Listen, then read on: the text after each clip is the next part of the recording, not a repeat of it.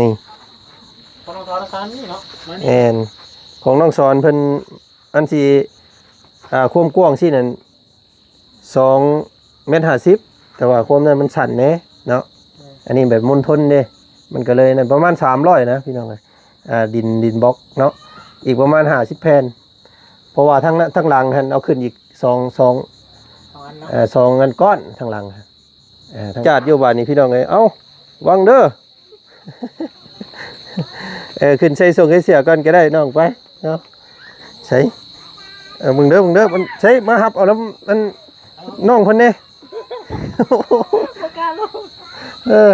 ตกใจเดี๋ยวมาเพิ่งมาเพิ่ง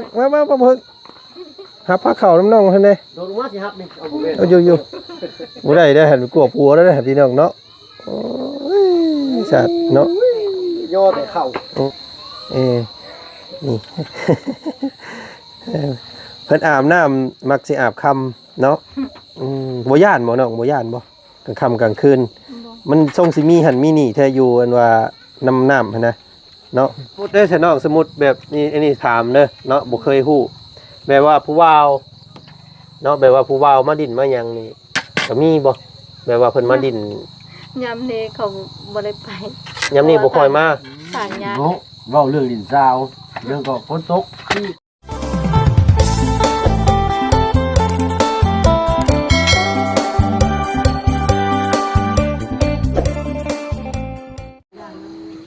หมกพอดินบล็อกแล้ว ฮึบ่พอบ่มันใหญ่เนาะเพราะว่าเคยเฮ็ดน่ะ2 เมตร 50 คูณ 2 เมตรอันนี้2 เมตร 50 คูณ 2 เมตร 50เนาะบ่พอบาทนี่พี่น้องกะประมาณเท่าไหร่อ้ายประมาณว่า เอ้ยมันแหละตะคำดินบล็อกได้ ยังบ่หลายนะแต่เบิ่งกันเนาะ ประมาณ7-80ก้อน นั่นเลย สิประมาณนั้นแหละเนาะเอาพี่น้องกันเดี๋ยวพวกเฮาแก่มาเองก็ได้ตัวนั้นเนาะมันบ่หลายปานใดดอกฝนตกเนาะซ้ำดอกกันว่าดินขี้ตมอันนี้เนาะเหนียวปกก้อนผักเลยเฮ็ดอีกพี่น้องไงเนาะเอาคำมืดตื่นตาอะไรก็ยังบ่หยุดบ่ย่อนพี่น้องไงยังพากันลงมือเฮ็ดคือเก่าอยู่มื้อนี้เนาะโอ้ยอีกมื้ออื่นก็หุ่มก็ห่อแล้วอันนี้เนาะใช้เบิ่งหั่นโอ้เพราะว่ามันใหญ่เด้พี่น้องไงเนาะเฮ็ดใหญ่กว่าเฮือนน้องสอนแล้วก็ใหญ่กว่าเฮือนน้องไม้น้องทายเพราะว่าทางเบาบุญเพิ่นบ่สั่งพี่น้อง2 เมตร 50 คูณ 2 เมตร 50เนาะปกติ2 เมตร 50 คูณ 2 เมตรเนาะอันนี้อยากใหญ่แน่ว่าซั่นซะพี่น้องป๊าดโธโอ้งานละเอียดอยู่เพิ่นเฮ็ดเนาะพี่น้องเนาะงามละเอียดคักเนาะซื้อเอียดเดียดอยู่เพิ่นเฮ็ดพี่น้องเอ้ยโธวางตีนบางมือก่อนมื้อนี้เนาะค่ำแล้ว พักก่อนทำไมพี่น้องเอาเนาะทักทายสบายดีบรรยากาศตอนค่ำๆมื้อนี้ทางบ่จันก็วนเวียนเข้ามาเฮือนของน้องหัวคือเก่าเด้อมื้อนี้พี่น้องเอ้ยเนาะฝนตกปุ๊บออกมาจากบ้านผู้จากบ้านนี่ยังพี่น้องเอ้ยเข้าไปกินนี่ลืมซื้อบ้านเพิ่นเลยเนาะปุ๊บพากันปุ๊บออกมาก็ตึกเนาะขี้ตมทางกระโหดพี่น้องเอ้ยยากขนาดเนาะพากันปุ๊บน้ำออกมาเกือบบ่รอดไวขนาดเนาะคนเฮ็ดพี่น้องเอ้ยนี่ได้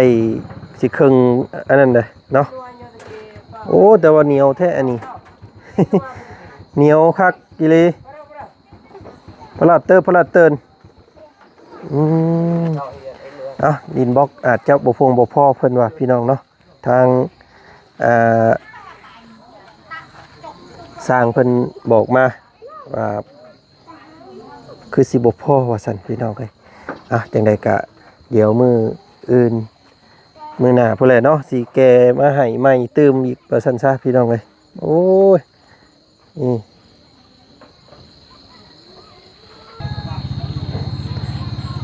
เนาะทักทายสบายดีกะ บ่ทวงบ่ทันพี่น้องเอ้ยเนาะมื้อนี้คิดว่าสิพากันกลับมื้อนี้แต่ว่าเบิ่งท่าแล้วคือสิบ่ทันเนาะทางเขาบอกเคยลาเพิ่นก็ยังบ่ทันได้ได้มอบเงินคำให้ทางวัดทางวาซ้ำอีกพี่น้องเอ้ยน่าสิเป็นมื้ออื่นพุ่นแหละเดินทางกลับบ้านเนาะมื้ออื่นอยู่อีกเบิดมื้อช่วงค่ำกลับคือเก่าพี่น้องเอ้ยมื้ออื่นเนาะก็พอดีแล้วสิได้ไปแก้ดินบล็อกมาเพิ่มอีกเนาะประมาณ60แล้วว่าพี่น้อง60-70พุ่นแหละเนาะยังหลายเติบเลยนี่พี่น้องเพื่อสิเพียงวงกบพุ่นแหละเนาะ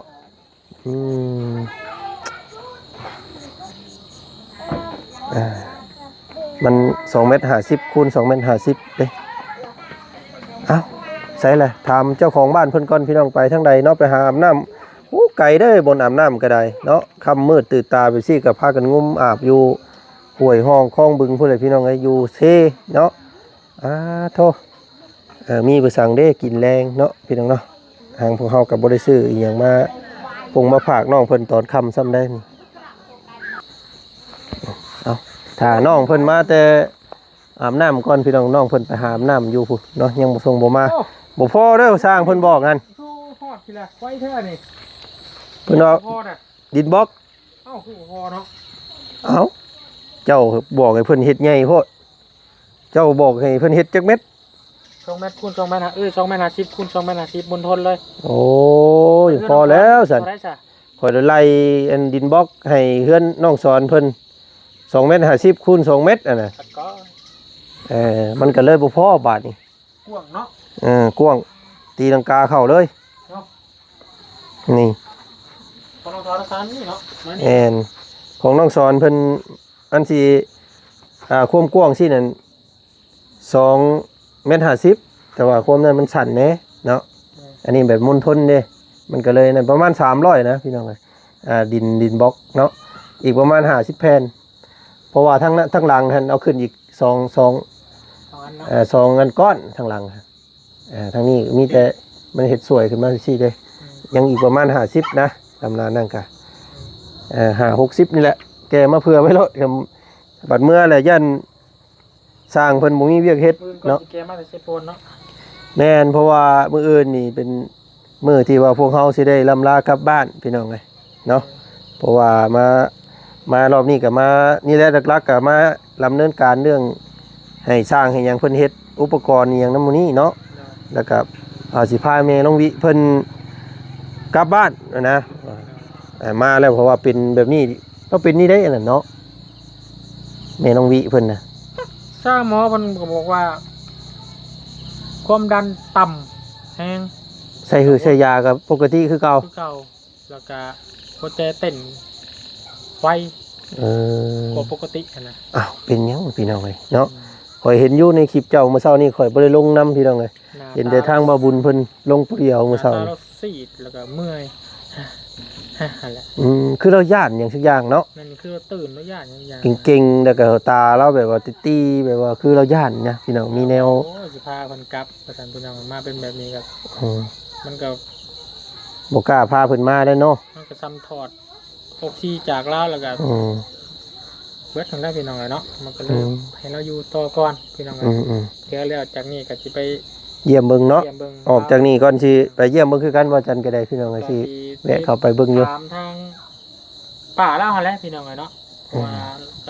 ก็บ่ตีเล่าพี่น้องเลยเนาะบุญก็นัดเรา3 มื้อ 4 มื้อ3 มื้อ 4 มื้ออยู่ตัวเราเลยมันก็เลยถามเราว่าไงมีพี่น้องมาเปลี่ยนบ่ให้เรามื้อนอนเงินจะขึ้นจะได้หั่นนะเปลี่ยนกันสิเนาะพี่น้องเอ้ย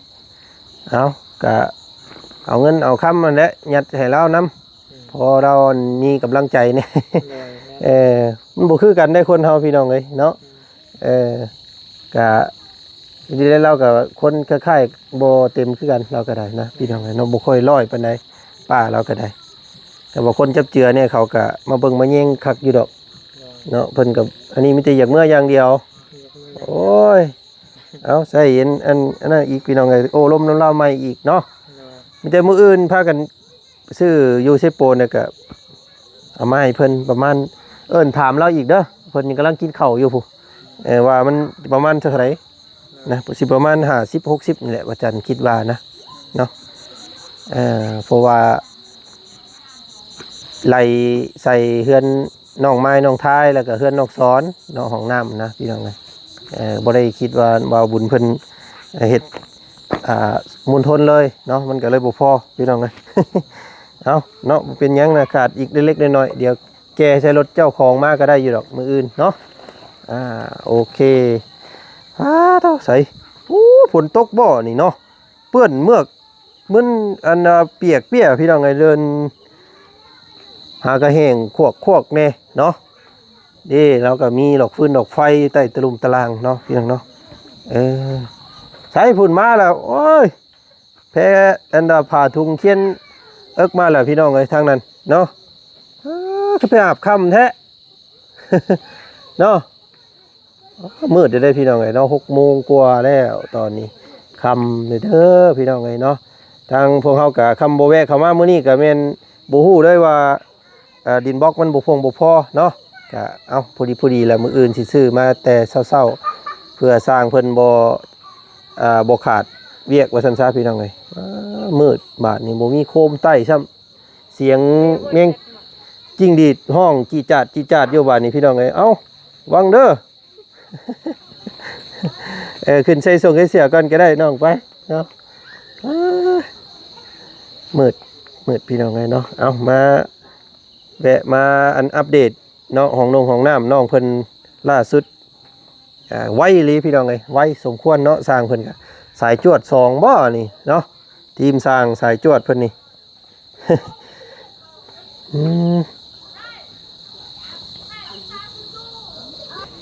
เงียบได้พี่น้องเลยเนาะอยู่หมู่บ้านพวกเพิ่นบ่ได้คืออยู่แถวบ้านเฮาเด้อบ้านเฮานี่เสียงตู้เสียงกลองเสียงห้องเสียงไห้เนาะฉะนั้นวันไหวเสียงรถเสียงล่างอันนี้บรรยากาศตอนค่ำๆเนาะบ่เคยอยู่ค่ำขนาดนี้จักเทื่อพวกเฮาก็ได้พี่น้องเลยเนาะอยู่เฮือนน้องเพิ่นแต่เก้า3 โมง 4 โมงพากันออกไปเลยอันนี้มาค่ำเลยเด้อพี่น้องมืดเนาะสิเข้า1 ทุ่มแล้วสงบพวกเพิ่นก็อยู่กันแบบเรียบง่ายเนาะเพื่อนไผเพื่อนเล่าพี่น้องเลยยินเสียงกบเสียงเขียดเสียงแมงจีนายจิ๊ดจัดเนาะ มองดินมองเที่ยวอยู่สิใดเด้อันนี้พี่น้องเลยเนาะห้านค้าห้านขายห้านอีหยังเพิ่นเอิ้นพี่น้องเลยเนาะมุงนั่งซุ่มแซวบ่มีบ่อยู่แถวนี้บ่ส่งสิมีเนาะมีแต่ค่ำแล้วก็พากันนอนนะพี่น้องเลยโอ้อีหยังอีกแล้วทั้งนั้น ทำเข่าอีกแล้ว โอ้ย ทำเข่ากินอีกแล้ว เนาะคองมาพวกแม่สิโยเข่าอยู่ซ้ำไปจักหันพี่น้องเลยถือว่าเฮ็ดเป็นครอบครัวแรกได้พี่น้องเลยเนาะอันนี้ที่ว่าย่อเข่าตลอด โอ้ยยังบ่เคยเห็นจักเทื่อพวกเขาก็ได้พี่น้องเลยมา10 รอบก็ย่อ10 รอบเนาะ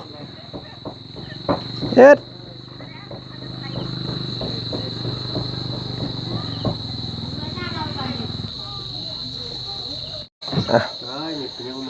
ใส่น้องเพิ่นพากันเฮ็ดไปสั่งอยู่อีกเด้อนี่พี่น้องเอ้ยเนาะค่ำมืดเลยแม่พากันเฮ็ดอีหยังอยู่เนาะต้องพี่น้องไอ้นี่มุงอยู่ให้กินเนาะมืดคักเนาะพี่ตัวแม่เพิ่นกำลังแต่งผ้าเข้าให้อีกแล้วโอ้โอ้ยมาแต่จักรอบก็กินทุกรอบเลยอันนี้เนาะน้องหัวสบายดีเนาะโอ้คือไปอาบค่ำแท้ปกติบ่ไปอาบน้ำซ้ำนี่นะลงมาอาบแต่เวน อาบแต่เว้นน่ะมันกระโตเหนียวอีกแล้วมันนอนยากคือเก่าแม่นบ่เนาะบ่ได้เคยมาถ่ายน้องเพิ่นคำไปสิจักเทื่อได้พี่น้องเอ้ยมื้อนี้แวะเข้ามาคำแน่มื้อนี้เนาะพอดีมาเบิ่งสร้างเพิ่นนี่แหละเพิ่นเฮ็ดฮอดใส่เนาะเพิ่นตากฝนเฮ็ดเลยบ่นี่โหดโพสร้างก็ได้ไว้ดีเนาะสิแล้วเลยมื้ออื่นก็แล้วแหละมื้ออื่นก็ได้สาบได้นี่พี่น้องเอ้ยได้มุงได้นี่สิได้ซื้อสังกะสีมาให้ก่อนได้ก่อนสิกลับบ้านเนาะเพราะว่า ถ้าเฮาได้กลับบ้านน่ะยันว่ามันหลายมื้อสิได้มานะเพอสิกลับมื้ออื่นพี่น้องเนาะความจริงว่าสิเมื่อแต่มื้อนี้แหละพอดีน้องเซอร์เพิ่นมีอันน่ะวิธีมอบของขวัญให้ครูเพิ่นว่าอยากให้ไปเบิ่งโอ้ยพี่น้องเนาะบ่ได้เมื่อเบิ่งลูกซับลูกไปอันพรก็บ่ได้อันนั้นแหละเนาะเอาโหเป็นหยังพี่น้องเอ้ยน้องมื้ออื่นจังกลับย่อพาเข้าอีกคือเก่าเนาะ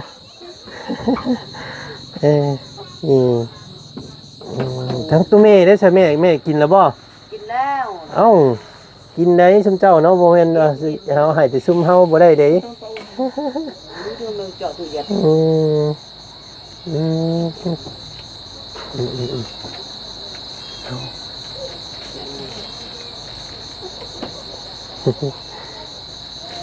พากันคืออันนี้เห็นแต่ซุมเจ้า2คนอยู่เฮือนบ่แม่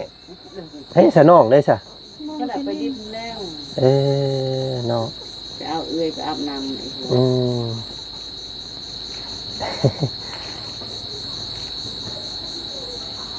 อาบน้ำซิเนาะโอ้ลำบากพี่น้องเพื่อสิย่างเพื่อสินั่นต้องได้เอาผ้าถุงเคียนเอิกแล้วก็ย่างผ้าบ้านไปนั่นบ่มื้อแต่ละมื้อได้บ่ค่อยเห็นได้ทางบ้านซุมอ้ายบ่ได้มีได้ถ้าเห็นไปซี่แต่เพิ่นว่าแปลกแล้วแหละบ้านข่อย บ่เคยเห็นเนาะแต่ว่าตะกี้มีอยู่เดี๋ยวนี้บ่มีแล้วเนาะมีน้ำเฮือนไผเฮือนเราแล้วน้ำก็สำคัญเลยพี่น้องน้องเพิ่นก็ได้เนาะถ้าได้น้ำได้ในใส่ก็คือสิดีเอาจังไดก็เอาขั้นตอนนี้ก่อนเนาะน้ำก็หาบเอาก่อนนั่นแหละที่ได้ใส่พี่น้องเลย ฝนตกเอาให้น้องเพิ่นแต่งพระเขาพันซั่นเนาะโอ้ย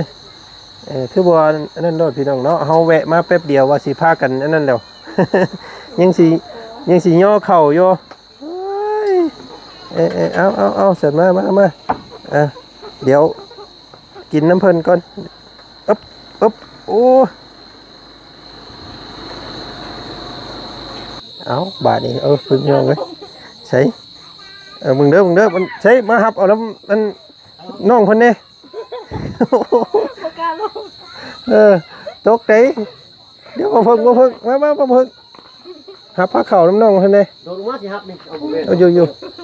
บ่ได้เด้อหันกลัวปัวแล้วเด้อพี่น้องเนาะโอ้ยสัตว์เนาะย่อแต่เข่าแต่ละมื้อข่อยก็หากับพ่อนี่แหละนี่พี่น้องไงเนาะไปซอยมาก็หลายหม่องหลายบ่อนอยู่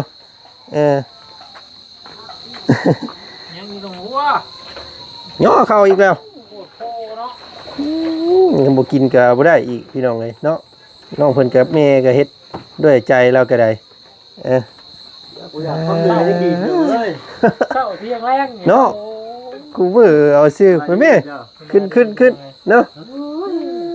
บ่อยากเลยยับเข้าดิเจ้าก็ยังบ่ทันได้กินคือกันติกินน้ำกันเนาะยับเข้ายับไปพุ่นภาพมันก็อยากมืดๆนี่เด้อเนาะเพราะว่าอันนั้นแหละพี่น้องเอ้ยมันคำอ้อมที่ข่อยซื้อมาเช้านี่เด้มาได้พี่น้องซื้อมาให้เพิ่นก็มากินน้ำเพิ่นกินข้าวห่มผ้ากินปลาห่วมดีกินกล้วยห่วมดีเพิ่นว่าเนาะพี่น้องเอ้ยเนาะมันกลายว่าห่วมซะแล้วนี่กินทุกคาบเนาะมันกลายแล้วห่วมนะเริ่มสิชิงแล้วบ่มันเริ่มสิแบบมันคู่คาบเอาซื่อๆเนาะมีหยังแน่มื้อนี้น้องหัวหน่อไม้ต้มแล้วก็อันอีหยังขุนเชียงแหนมแล้วก็ปิ้งไก่พี่น้องทั้งอาจารย์ซื้อคือเก่าเนาะกระบังนี่ เพิ่นอาบน้ำมักสิอาบค่ำเนาะบ่ย่านบ่น้องบ่ย่านบ่กลางค่ำกลางคืนมันทรงสิมีหันมีนี่แท้อยู่อันว่าน้ำหั่นนะเนาะเพราะว่ามีหมู่เลยหมู่หลายคนเพราะว่าช่วงค่ำๆนี่สิหลายคนบ่ลงไปอาบเพราะว่าเป็นพิธีชาวบ้านของพวกเพิ่นเนาะอาบน้ำเซพี่น้องไงแต่ว่ามันมีตลอดปีแล้วว่าน้ำนี่แต่ว่ายามนั้นมันสิน้อยเนาะ ยำนั่นมีปลาลายบ่เนาะ ยำเดือน3เดือน4ปลาหลาย อืม ไปโซนระดับ ลายลงไปเด้อ โดย อะไรเด้อ เออเอาพี่น้อง ตอน เนาะ ยำเดือน4เดือน5เราสิพาลงเซพาไปเอากุ้ง เนาะ น้ำใช้เนาะยำนั่นเนาะ แม่ อืมเงียบเนาะแถวบ้านเจ้าเนาะ นี่อยู่เฮือนไปเฮือนลาวเนาะมีเฮือนหมู่ใดแน่อันที่แบบว่า แบบซุมเจ้าไปมักนั่งดินนั่งซุ่มนั่งเซลกันบ่มีบ่ มีแต่กลางคืนน่ะ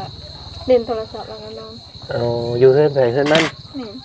ยันว่ายังแบบบ่มีเฮือนหลังนี้บ่แบบว่าเคยนั่งซุ่มกันเคยนั่งแบบหมู่คู่มาดินน้ำกันสินะบ่มีบ่ เพราะว่าหมู่มาไปเยอะมาแล้ว อ๋อ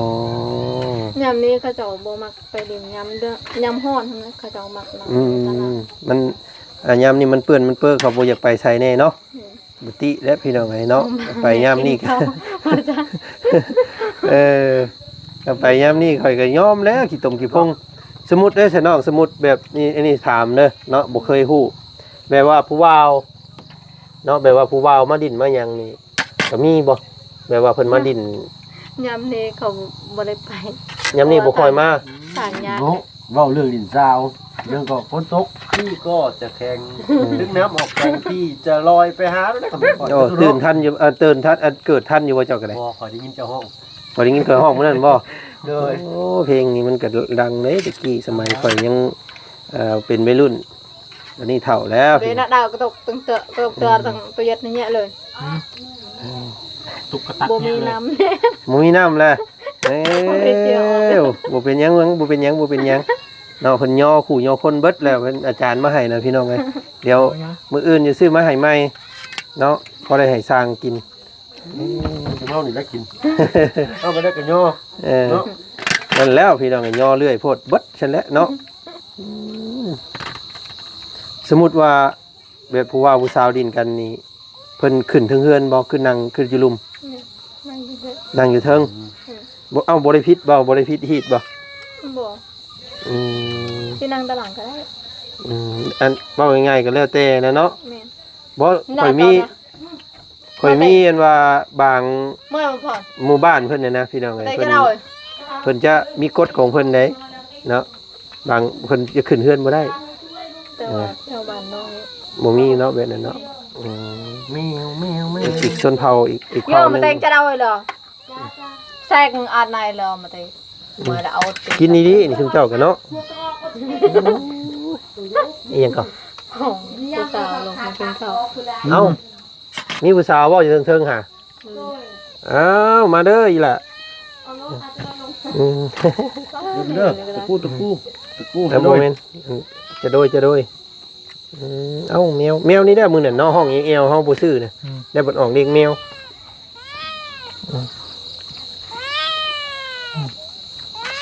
ไปกินเหรียญกินนี้เนาะพอกินไอ้ตามมายากที่หนังมาแต่งมา เอากินนี้ กินนี้ได้ป่ะ กินแล้วมั้ง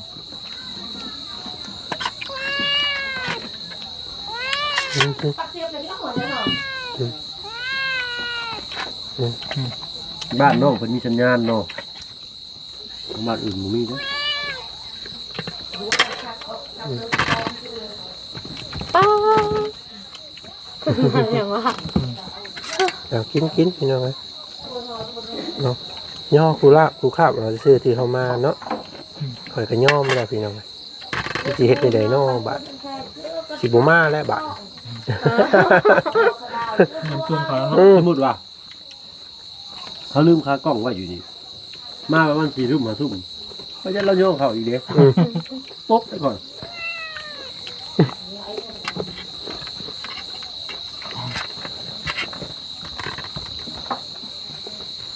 ผมบอกกินแล้วว่า ครับเนาะ เปลี่ยนสายยากันมันสายยา ลงหัวยอข้าวบ่ น้องหัวยอข้าวน้องหัวผ้าเขา ลงหัวเอ้าให้พี่น้องเอ้ยเนาะสิใจสิมื้ออื่นเด้อบอกสร้างเพิ่นเด้อเนาะงานมาให้เพิ่นเฮ็ดแนวอื่นท่าเรื่องตัว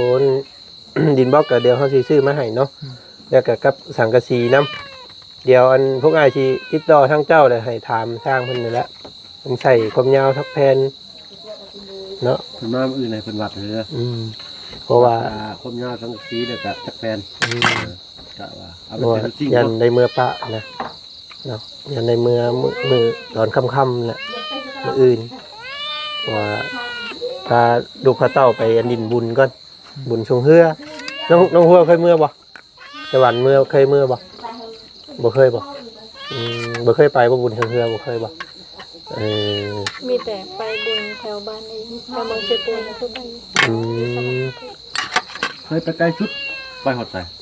เราก็ไปเวียงเบิ่เนาะ หรือเรียกแล้วไก่ บ่แบบไปริมชุดในแถวตอนเฮาอยู่บ้านนี่นะ บ่เคยไปเล่นสาย ฮอดแถวเจปนนี้เนาะเอาให้กินหรือบ่กิน ขอบใจกินหรอก มันเป็นอย่างบุญทรงเหือก็เลยไปช่วย ที่7ที่8เนาะ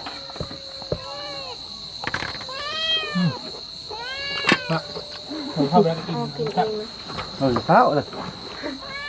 เอาพี่น้องเลยเดี๋ยวจังนำหน้ากันเอายังบ่อิ่มอยู่นี่เนาะกินดีๆนี่พี่น้องเลยทางบอกเคยลาเพิ่น